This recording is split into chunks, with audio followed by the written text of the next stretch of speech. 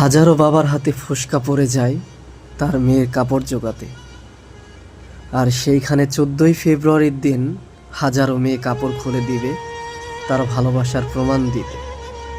ওহে নারী, তুমি যদি বুঝতে বাবার কষ্ট, তাহলে কখনোই কাপড় খুলতে না, তোমার শরীর অন্য কাউকে দেখাতে না।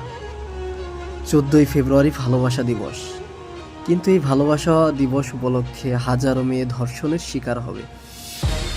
তোমার মনে রাখতে হবে, তুমি হলে নারী, কারো মা, কারো বোন, কারো আত্মীয় স্বজন। আমি আমার বোনদের উদ্দেশ্য করে বলছি, ভালোবাসার জন্য 14ই ফেব্রুয়ারি লাগে না।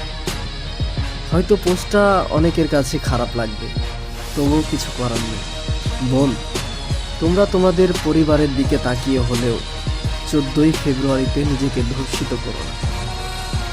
তোমার মনে রাখতে হবে, তুমি একটা মেয়ে, তোমার মান সম্মান ইজ্জত সবই আছে, তুমি অনেক দামি। একটি দুর্ঘটনা সারা জীবনের কান্না। যে ছেলে তোমার দেহ চাইবে, সে কখনোই তোমাকে ভালোবাসে না। আমি 100% নিশ্চিত সে কখনোই তোমাকে ভালোবাসে না।